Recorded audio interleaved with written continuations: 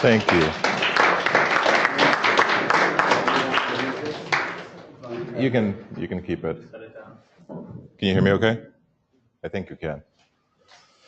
All right, so thanks, Bob. I'm setting myself a midway timer here because I don't trust myself.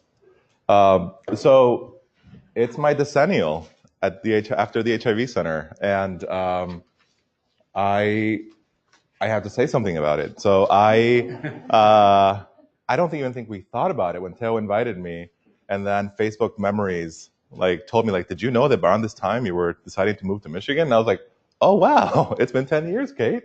And Kate was my co-fellow and my senior fellow mentor. It's been an amazing 10 years. And one of the most amazing things is to be able to maintain many relationships with folks that I met here.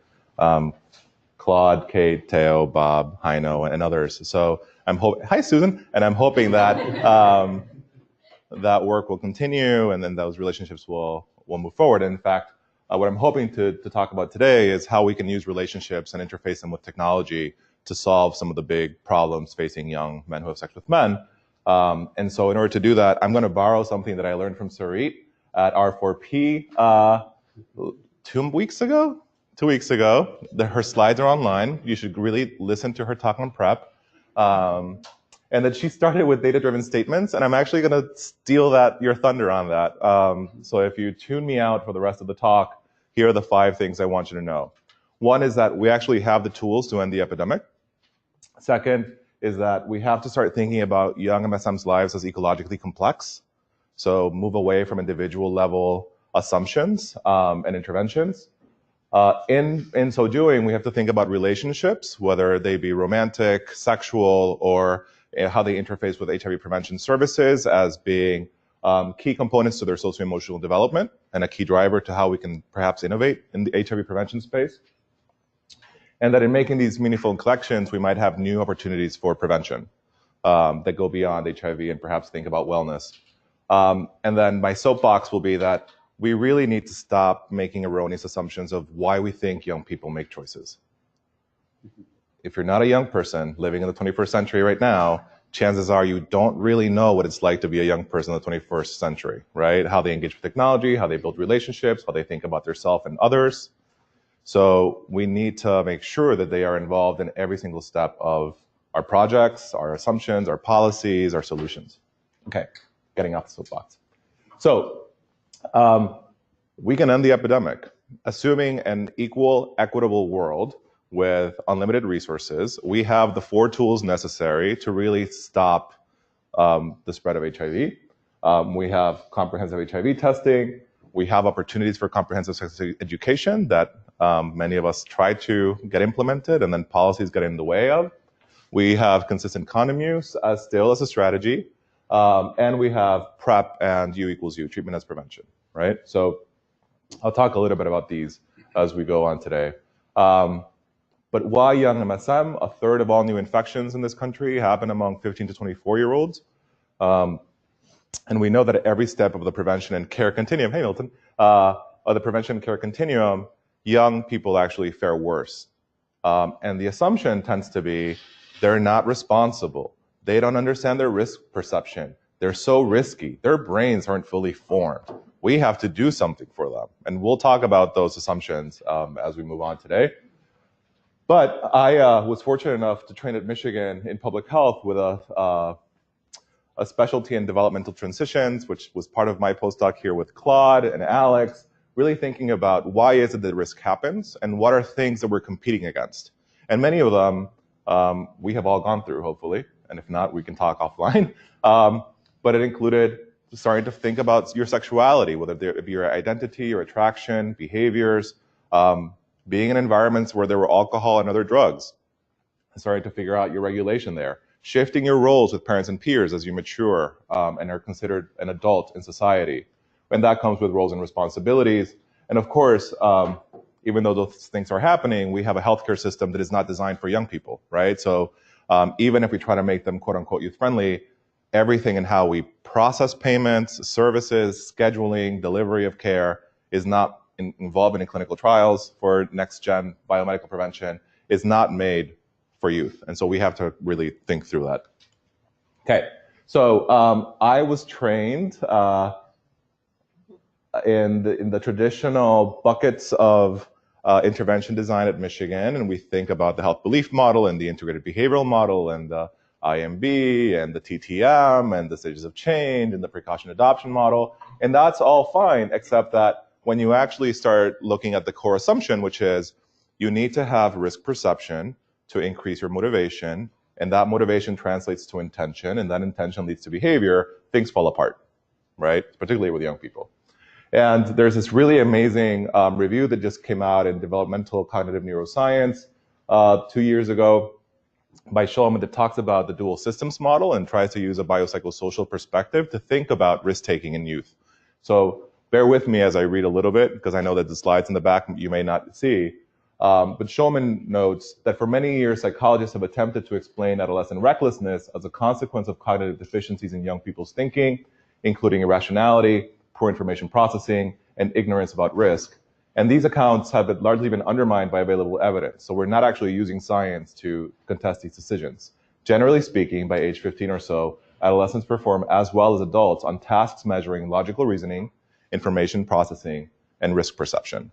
So if we're putting all of our time and energy in building interventions to assume that we need to developmentally think about risk perception, we might actually have the wrong target to begin with.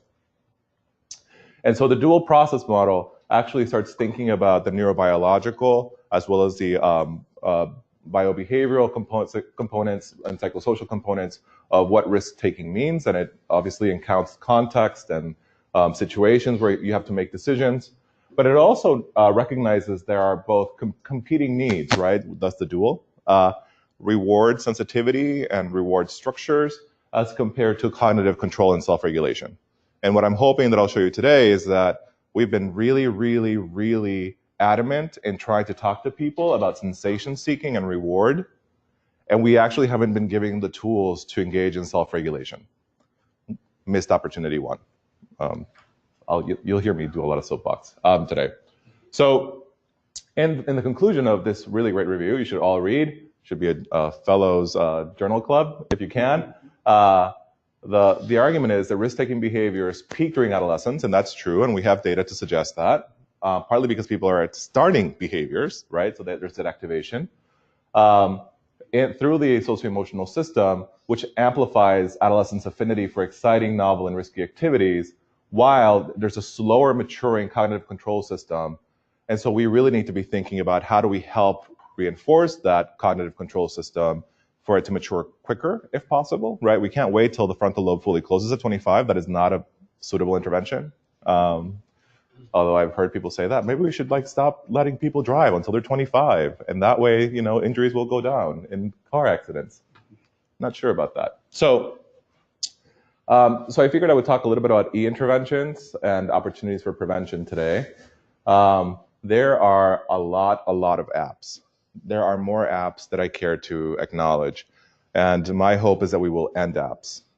I know that sounds really terrifying considering that my career is based on app research. But I think the idea of just promoting a new app without truly understanding the mechanisms by which behavior change is happening or connection to healthcare is happening is past. We have 15 years of doing that. But now we need to know what works, what features of each app work, how do we take each of those and make a metasynthesis app that helps connect people together. And young people are highly connected, right? So Pew Internet Survey says 96% of all folks across all socioeconomic status, across all races and ethnicities. Data quality and bandwidth transfer might be a little spotty and there's some dips, but still pretty high. So it's a good way to connect. And we know that for young MSM, technology plays a crucial life in how they think about their social lives, just like any other youth. But as they're exploring their sexuality, it's also, and Eric is here, he can probably talk to us about this, is a process by we really start thinking about lifelines, how we think about social support, how we start thinking about love and testing what it is you want. And so we have had 3 generations of e-health, mHealth, tech-based. A lot of it actually was done here at the HIV Center and continues to be done here. So what I call generation 1 was this assumption that interventions had a real or a virtual component. And they usually were a clinic-based intervention. You came into a clinic, a CD clinic, somebody loaded a CD-ROM or a floppy disk, you sat there for 45 minutes, and there you had your intervention.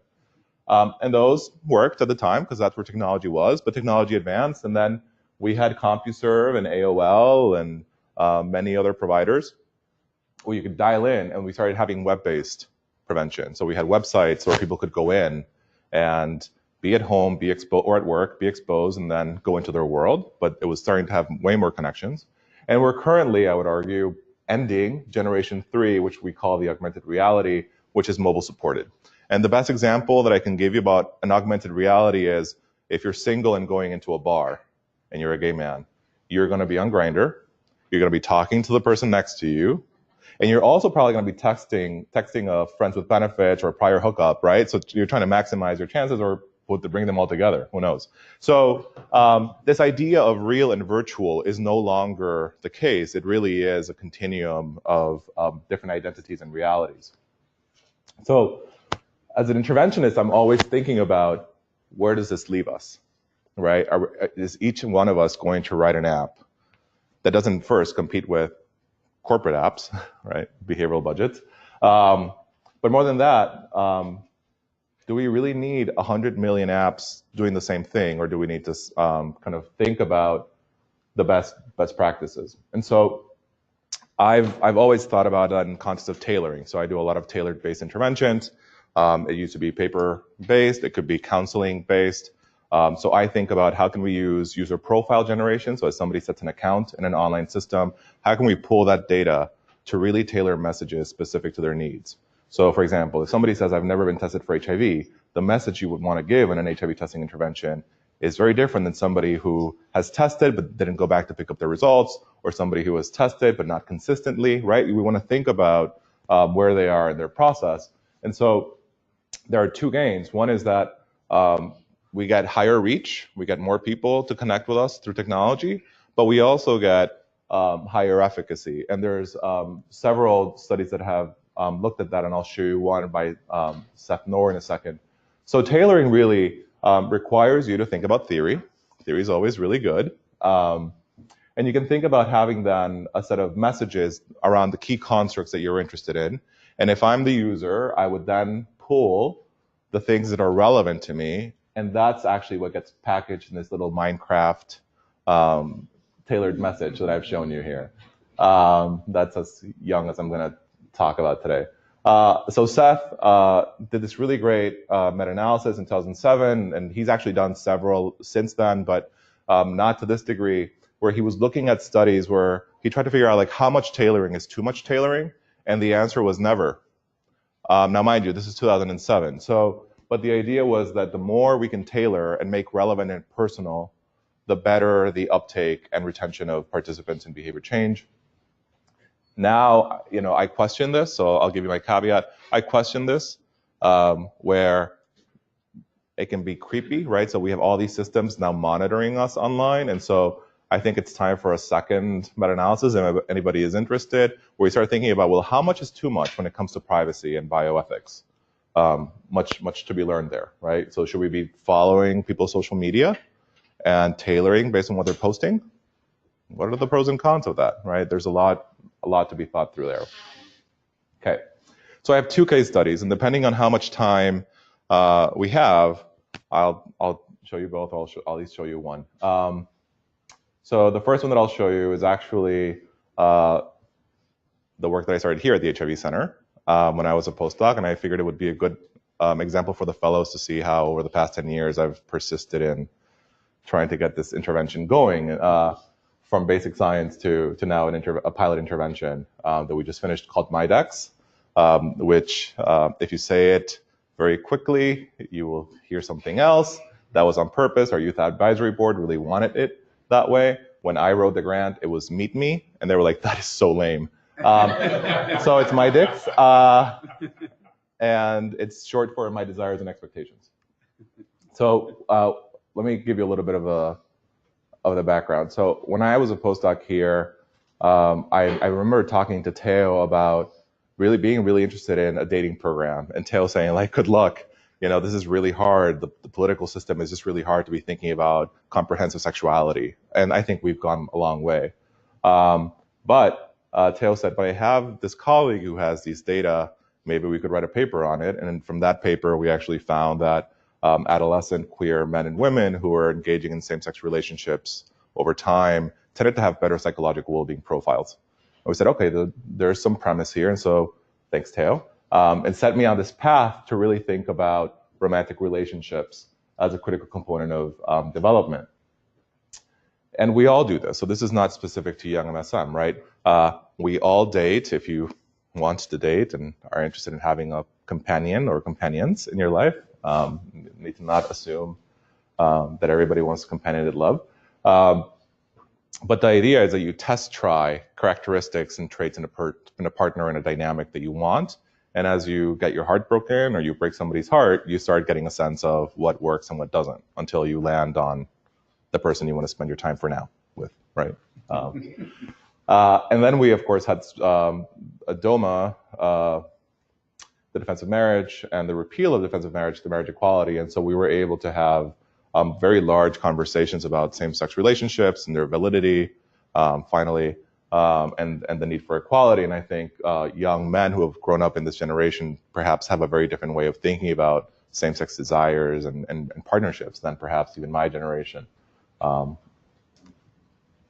so I started thinking about, I got a K, and I started thinking about how would we think about relationships? We know that relationships among young MSM are fleeting and fast-paced. A serious relationship can be 3 months or it can be 2 weeks, right? So how do we really build an intervention when the partnerships are changing so often? And there had been some work by Patrick Sullivan and others talking about HIV risk through main partnerships and carrying, probably up to 68% of all new infections among MSM in this country. But for young MSM, that number didn't make sense. And I continually saw, and I myself did, this false dichotomy of casual partnerships versus romantic partnerships. And as we started talking to people in qualitative interviews, that dichotomy was very, very clearly proven false. And I'll show you a quote of that today. Yet we also know that unprotected anal intercourse depends on partner type. And so the self-efficacy scripts that we use and the behavioral skills that we use really vary on your effective activation, depending on who you think you're having sex with and what you're feeling at the time and what you're planning to do.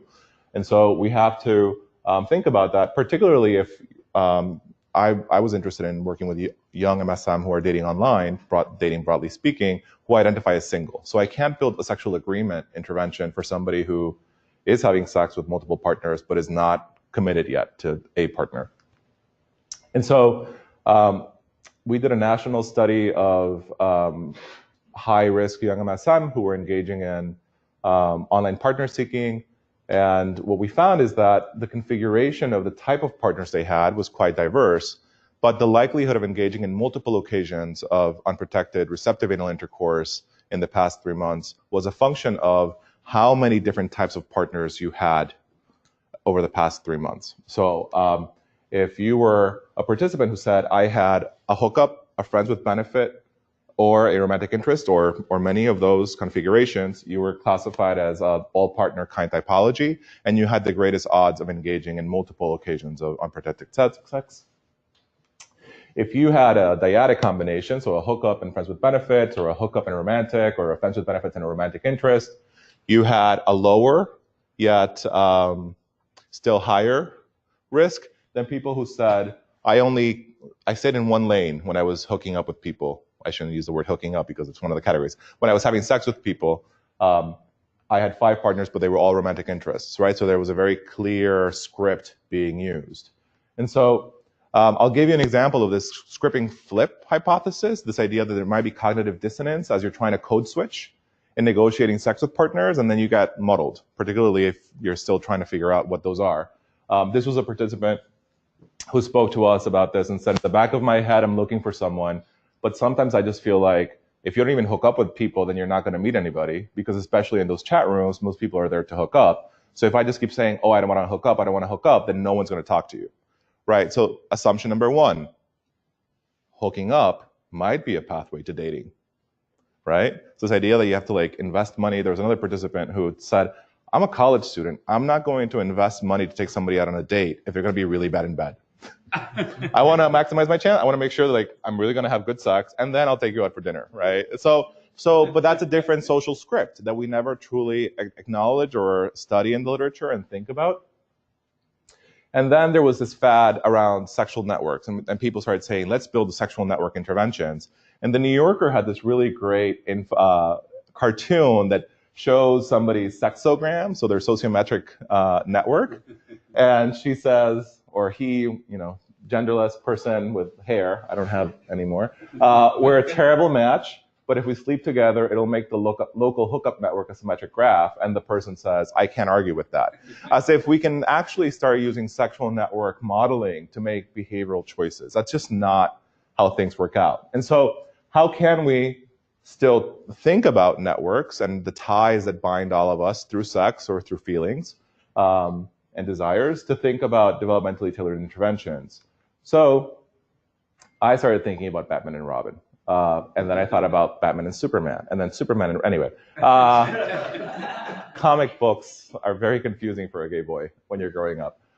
But the adolescent literature actually has done some really great insights within the heterosexual field, and I was really interested in thinking about this in young MSM. So yes, interpersonal desires can be risky.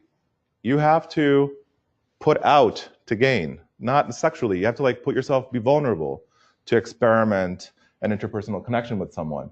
And we know that people then do decisional balance. They'll kind of weigh in the pros and cons of foregoing condoms as a way of non-verbally communicating something to a partner. Intimacy, trust, fidelity. And so I was really interested in thinking about that. And then Taylor Swift hit big.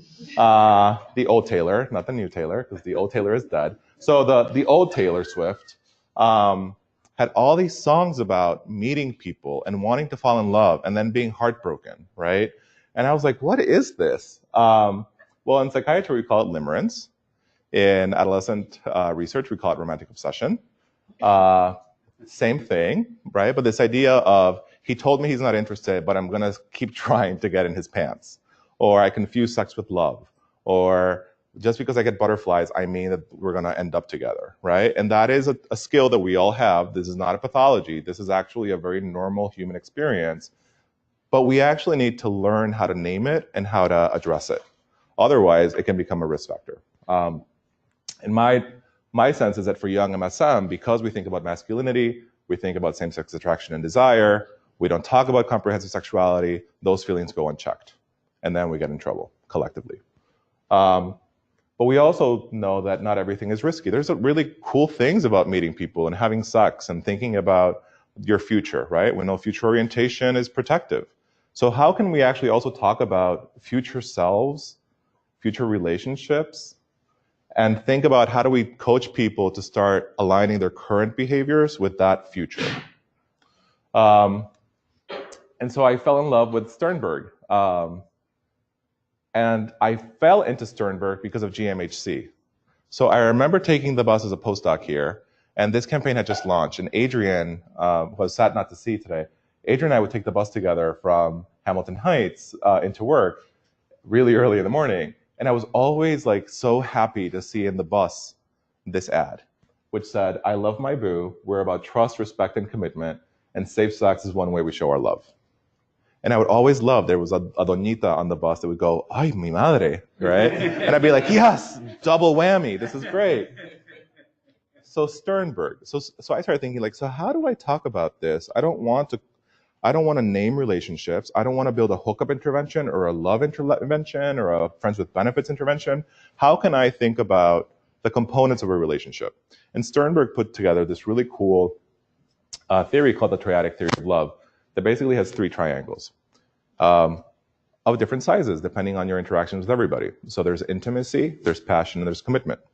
Commitments actually is 2 little triangles. There's a short-term commitment and long-term commitment, and we can get into that.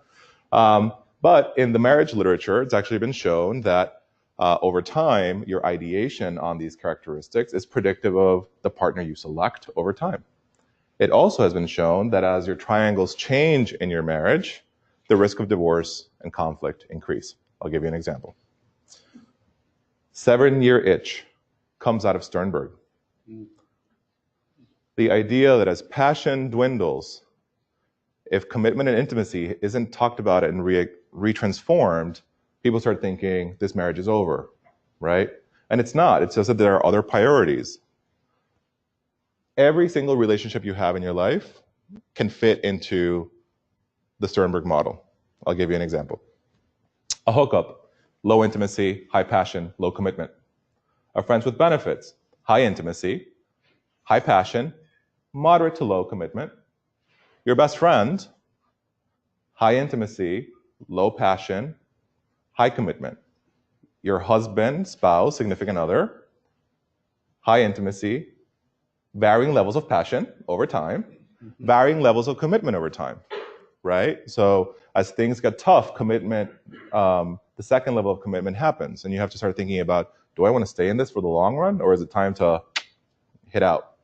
So we actually found in a sample of young MSM who were meeting partners online that the ideation of these triadic constructs actually was protective, consistent with the future orientation literature. Now there is a caveat, and I'm gonna look at Sarit because Sarit and I started talking about this. And the caveat is that if I can have my cake and eat it too, right, in the scale, and I say, how much would you want to have an intimate relationship? Of course you're gonna say strongly agree to everything. So there is a ceiling effect. But even in the presence of a ceiling effect, the greater the ideation of a committed relationship in the future, not right now, in the future, less likely to engage in unprotected, receptive, or insertive anal intercourse at present, right? So there's something there that we can perhaps think about how we're talking about content, how we're delivering interventions in this area. And that's after adjusting for everything under the sun that you could imagine that we know is correlated with risk behavior. We also know that they're not competing pathways, they actually work together. And so romantic ideation can be protective against unprotected, receptive, or insertive anal intercourse in the past 3 months, whereas limerence and decisional balance can increase the likelihood of unprotected sex with multiple partners, right? So we have to talk about both. We can't just assume that one is going to stay away. And in Archives, we recently published this structural equation modeling with 1,400 young MSM, all who are hard single and high risk. And what we actually found is that limerence, although initially postulated to be a direct correlate of sexual risk behavior, actually works by dysregulating your self-efficacy, which is exactly what we had heard young people tell us, right? So in the presence of safer sex self-efficacy, this pathway disappears and is fully mediated with it. Decisional balance, though, stays both indirect and directly linked to sexual behavior, which is consistent with behavioral theory. Yeah, so I used to have an animation, and I removed it for sake of time. So originally, in this version, right, this is a direct association. Limerence increases sexual risk behavior. But we knew from qualitative work that this effective dysregulation is happening by muddying out my confidence in my ability to negotiate sex. So we did a mediation model using SEM. And so what we actually found is that in the presence of the mediation, the direct pathway disappears, right? Which is a very interesting mechanistic way of starting to think about an intervention. We can't talk about enhancing a young person's self-efficacy if you're not talking about their emotions and feelings. But where in the integrated behavioral model, and I'm a Marty Fishbein fanatic, where in the integrated behavioral model do we actually put feelings? Sometimes it's in there, anticipated regret, depending on the model. Some people say, well, attitudes has some feelings. No, I want feelings in a real bucket. I think we need to start talking about people like people. I'm not sure how we're gonna do that because I'm not a psychiatrist or a psychologist. I'm public health, so you tell me. We can talk about that. And so, No. I got those, beat it out of me. And so when I started doing formative work and interviews with young people about what do you want in your next app, consistently the feedback was, stop telling me about condoms and testing, just teach me how to date. And I said, oh, wouldn't it be great if we had one of these, find my dates, right? And I'm using the word date here to mean sexual exploration. Okay, so we took the IBM model, And we took these effective components and really started thinking about an R34 where perhaps we could build an app that was like a dating coach. And our youth board built this with us. It was an R34, so we're not supposed to be powered. Let me say that again. An R34, you're not supposed to be powered. Okay. Of 180 HIV negative young MSM, by design, 50% are racial ethnic minorities. And the reviewers continue to use manual language to talk about apps. That's me, thank you. Halfway. They talk about manual apps, and so they were like, well, how many sessions does your app have? And I'm like, it's an app, there are no sessions. In fact, engineering would tell you that you want wormholes so that people keep coming in and out of the app instead of a one-time exposure, right? But in the scientific process and the A1 application, we said, fine, we're going to have 6 sessions, but we're only going to mandate the first one, session 1. So which is basically a grand tour of everything you're going to see in the app. The comparison is the CDC partner-seeking beta tool. It's this beta application online. It actually is a kind of a risk score calculator. It turns out it's not terrible in its content. I'll show you that, right? So the effects that I'll show you are relative to a not so terrible interactive CDC tool. So it's not just CDC language or a PowerPoint like others have done. So Mustansky, for instance, in Keep It Up had a PowerPoint as the attention control. This actually behaves like an app, is an app. It just is very textual and not as interactive. To be eligible, you have to be a cis man who currently identifies as a man between the ages of 18 to 24, who is single, who is either unaware or self-reports as negative, willing to participate, speaks and reads English, reports using online dating apps, and reports having engaged in unprotected anal intercourse, whether in the absence of PrEP or in the absence of condoms, with a partner met in one of these sites in the past 6 months. So folks complete the baseline. We randomize them to a 2-to-1. So there's 120 in the MIDEX, and there's 60 in the non-tailored content. And we followed them at 30, 60, and 90 days.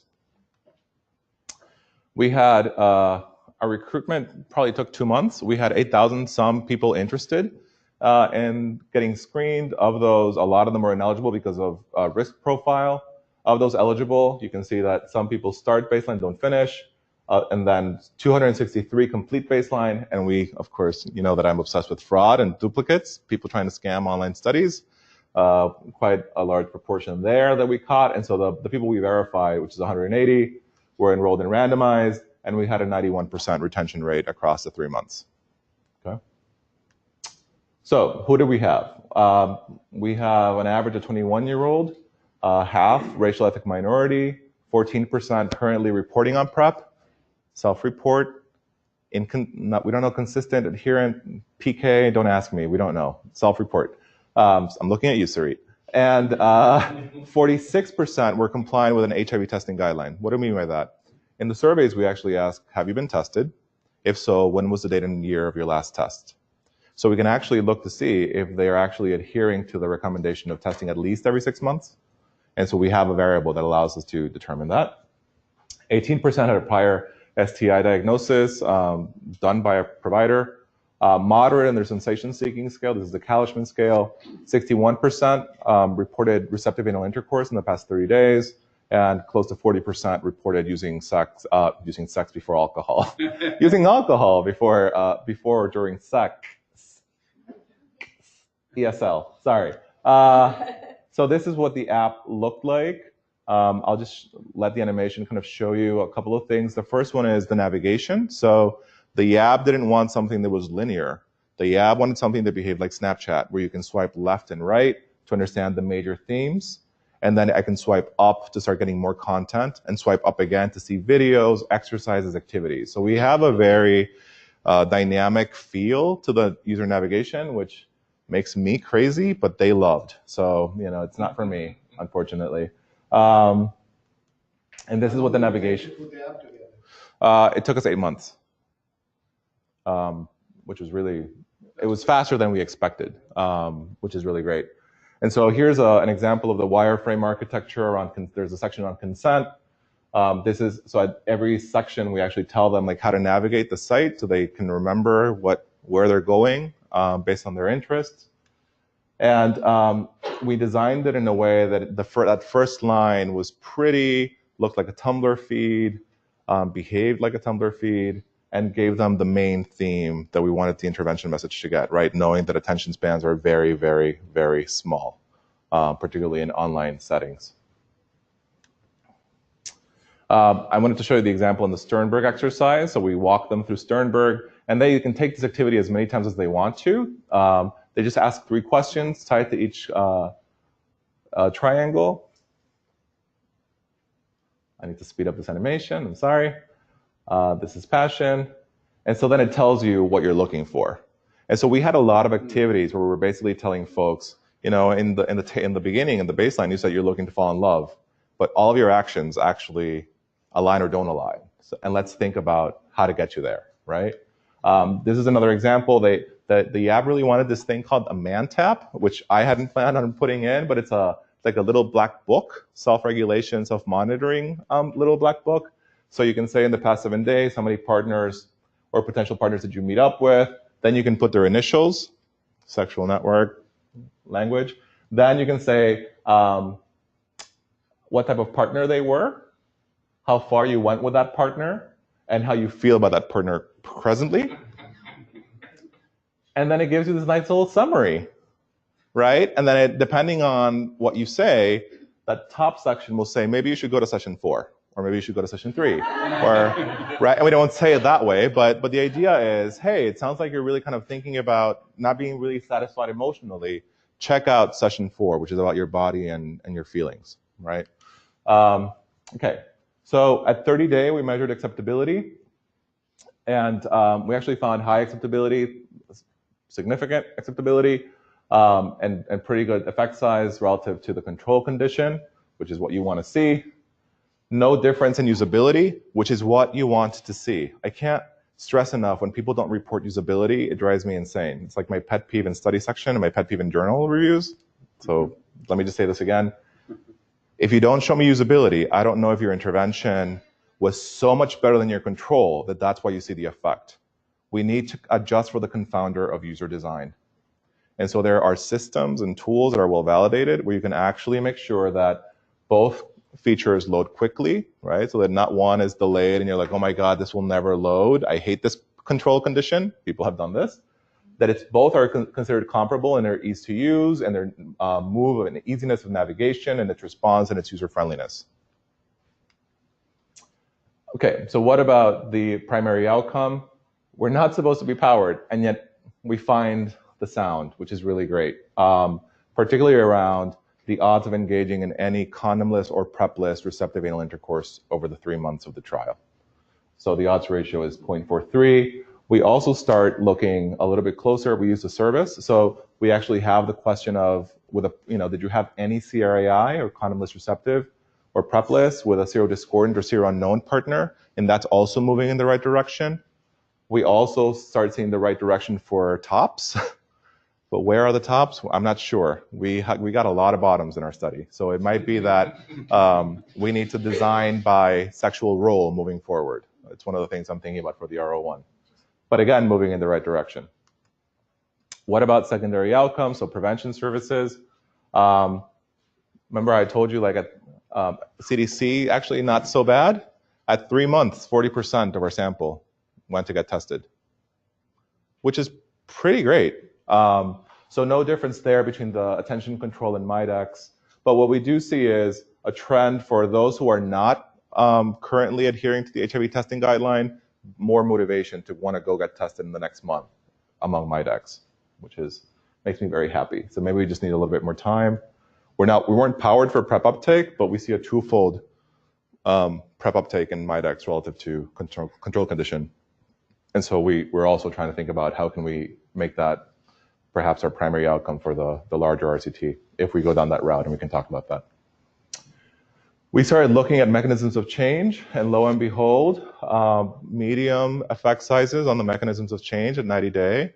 So substantial changes on limerence, on decisional balance of forgo condoms, changes in your misuse of alcohol as measured in the audit, increased peer support, and increased sexual pride. So the sounds that we want to be seeing in a dating coach-like sex intervention. People liked all sorts of things, and there wasn't actually any like key thing that they liked the most. They were also very variable in what they disliked. And oddly enough, you should not be surprised, what they like the least is the RCT. Like, why do I have to take all these surveys, right? And the mean time of completion is like 20 minutes. So it's not a very lengthy survey, but still, they're like, oh my God, these reminders to go into the survey is killing me. So how do we think about implementation hybrids of online trials? I'm not sure. Working on that.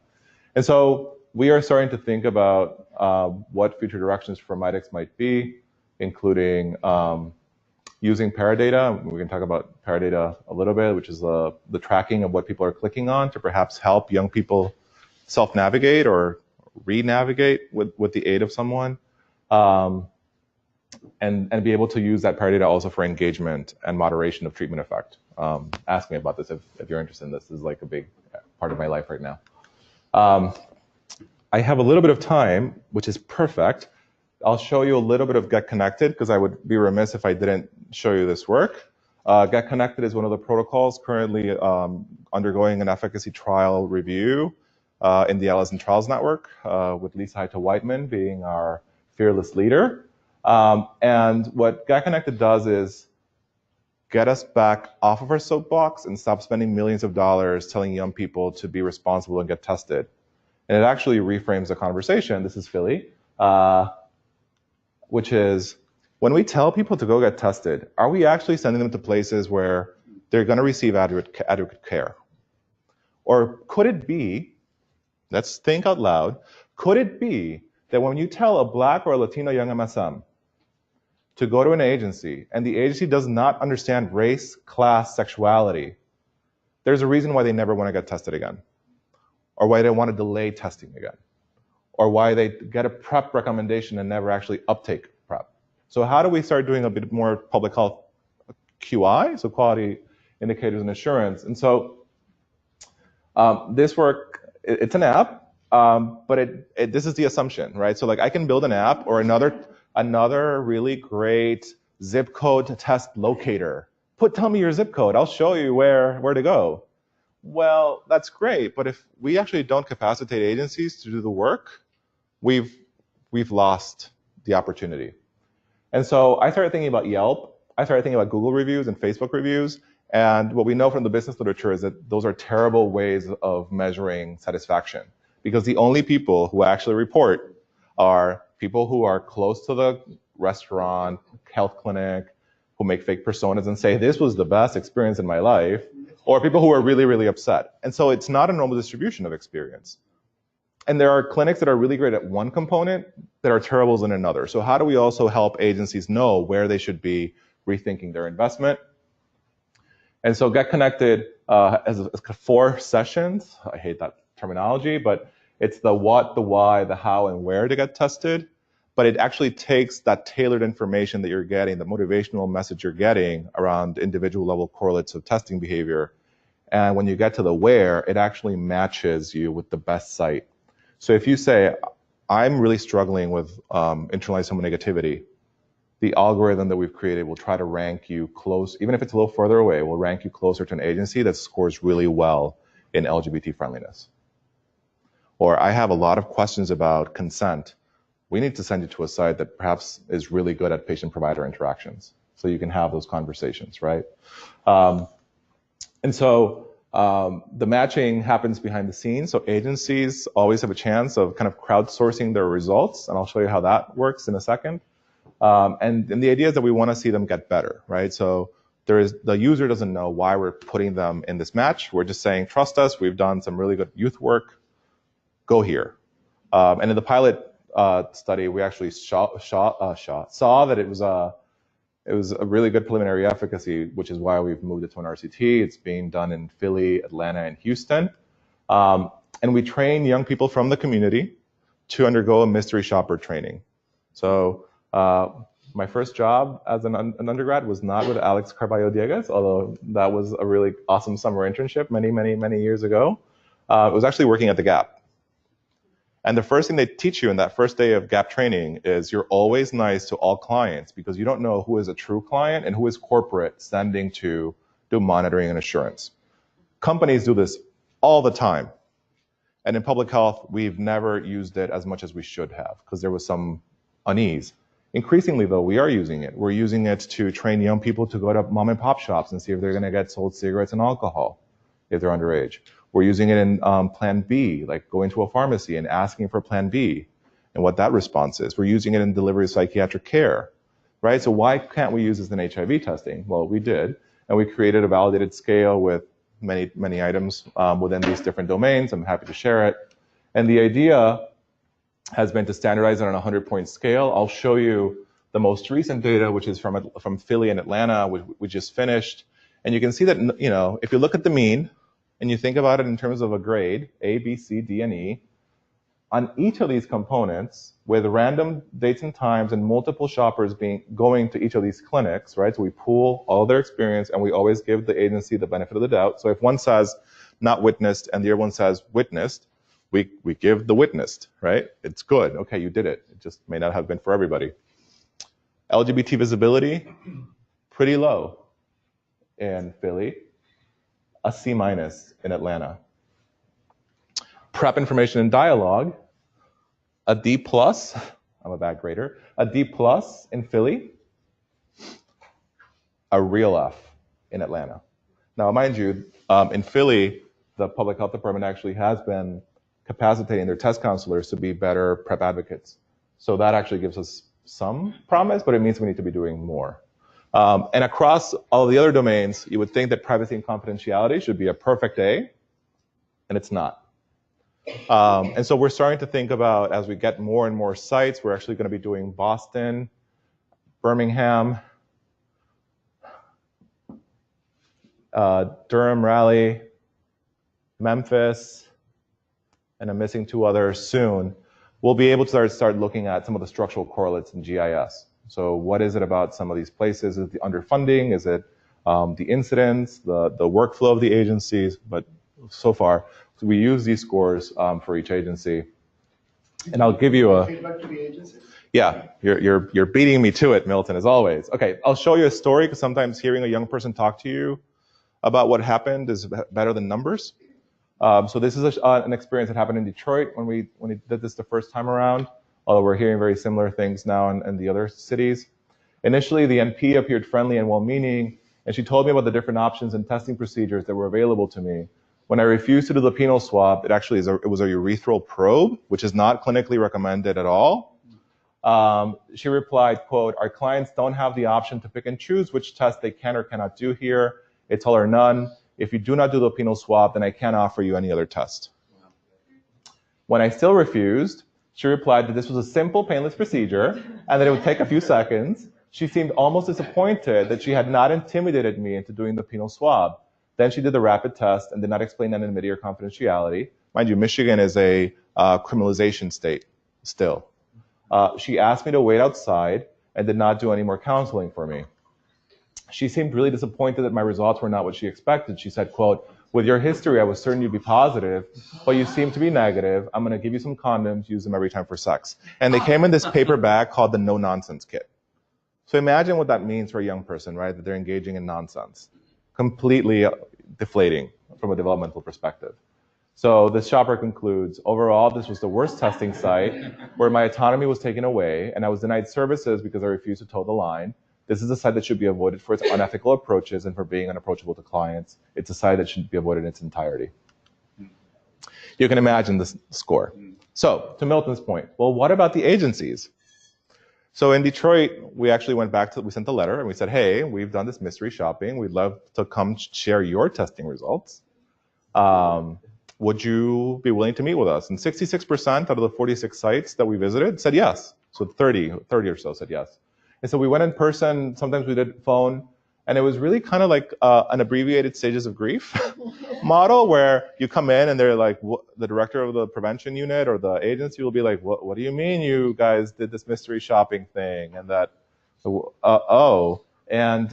these results are ours? Oh. And then they start going, and we give them the median for their region. And they're like, oh, we're not as bad as we thought. Everybody else is the sucky in this. And there's a sense of relief. And they're like, well, how can we use this data? And we then start a conversation about capacity building, thinking about Why is it that some of these things are happening, including perhaps being really mindful about how top-down structures are actually affecting care. So that example that I gave you, I used on purpose because in that agency, the director was really distraught and brought the NP in and said, read this quote, what were you thinking?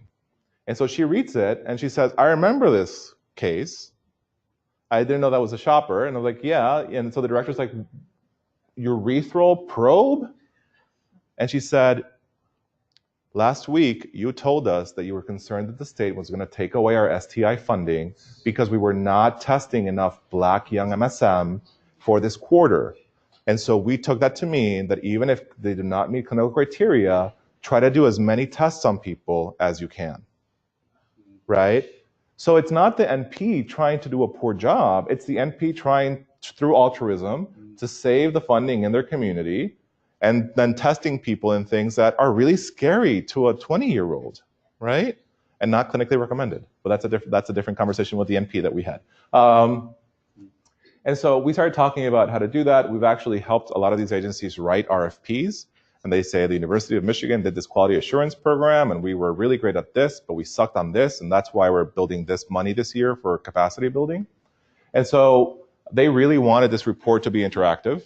And so in Get Connected 2.0, we do mystery shopping, but as people start using the app and they say they got tested, they become their own crowdsource. They start answering the same assessment so that every 3 to 6 months, the agency will get a 4-page report that it's much prettier than this, but I just wanted to show you the examples. It gives you their constructs, how it was measured, their score relative to everybody else in that city, so that there is some social comparison. They get then kind of the summary imaging, and then they get all the qualitative feedback that might have happened during that reporting period. And then they can call us and we do pro bono technical assistance and capacity building. So we're in the middle of doing that. Stay tuned. I'm actually not interested in making Get Connected an evidence-based intervention. I'll say that as many times as I have to, and sometimes Sonia Lee from NICHD looks at me like I'm crazy. We're actually tracking what people are clicking on, and what actually then, can we say, predicts change. So that we can go to CDC and say, you have HIV.gov. So maybe instead of spending all this money in a bigger test, more expensive test counselor, put that money in helping agencies identify their needs, and that will get you a better activity, online activity, right, to linkage.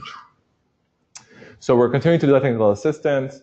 We've launched the RCT in Philadelphia. We're launching in Atlanta this month, hopefully, if IRB comes through. We're starting Houston in January, and then we'll start doing some of these analyses. So let me wrap up by saying that iTech is really neat. There are 10 protocols. It's like such a fun thing because from the get-go, Lisa actually said, I want to know what you're measuring, how you're measuring it, so at the end of this 5-year cycle of the ATN, we can do a metasynthesis. I don't care if you're a PrEP app, I don't care if you're a testing app, if you're a care linkage app, if a peer support, it's a viral suppression app, we should be able to know what features are gravitating and causing change, right? And so we'll have an answer for ATN 5, hopefully, assuming the networks get recompeted. And so, takeaways. HIV prevention apps are promising, but they have to be youth-driven and designed by youth. That should make sense, but I think we say that and then we don't pay people, we don't hire people, we don't include them in decision-making in an equitable way. And the design actually has to be designed by them, with them, for them, not for us. Midex makes no sense to me, and yet they love it, right? And I have to come to terms with, like, it's not about me, which is really crucial. It has to connect to real-time needs. It has to be dynamic and promote autonomy and empowerment. And it also has to be adaptive. So we have to continually be thinking about the fact that this app is going to die. And that's okay. All apps die. All interventions die. The question is, what will 2.0 look like? What will 3.0 look like? And how are you making sure you're tracking that data so that it can continue to have relevance? So I started saying that we're ending generation 3, and I'm going to end on this slide, which is to think about generation 4. And the idea that this is our connection to the virtual world is no longer. We actually now have watches, Fitbits. You can be walking on this and it'll tell you how many steps you took, which sometimes is creepy. And we're really moving into what we're calling a digitized reality, right? It's a biosensor enhanced reality. And the best example I can give you actually broke the internet 2 years ago, almost 3 years ago now. There is this programmer named Kobe in Australia who's really cute, different talk. But what I want to show you is that he had his Fitbit on, and at noon, his boyfriend called him to break up with him on the phone. First of all, there are so many things we can talk about, like don't break with somebody up on the phone. But what I do want you to notice is that for the rest of the day, he is in an active arousal state. And we know from work done here in SMS and in other places that emotional arousal is a big predictor of risk-taking behavior. So what does this mean? Should we be thinking about a next generation of online interventions where when you start seeing people emotionally aroused, and the sensors aren't perfect, I get that, right? So there's also some work to be done there. We can start having real-time social support messaging, check-ins. In the alcohol literature, it's already being done where it sends you a note saying you're too close to a bar, take a different route, and it shows you how to get somewhere else, right? It's a different type of biosensor. It's about geolocation instead of your biorhythms. So there's a lot of work that the HIV Center has done within human sexuality that I think we can start pulling back into HIV and LGBT work in perhaps a new way, right? Galvanic responses don't have to be in the lab anymore. We can probably start thinking about sensors to do that here. So it takes a village. I just wanted to recognize the YAB and the steering committee for Get Connected and the MyDex YAB, as well as some of the funders for these two projects. And I will end here and I can take your questions. Wow. Yeah?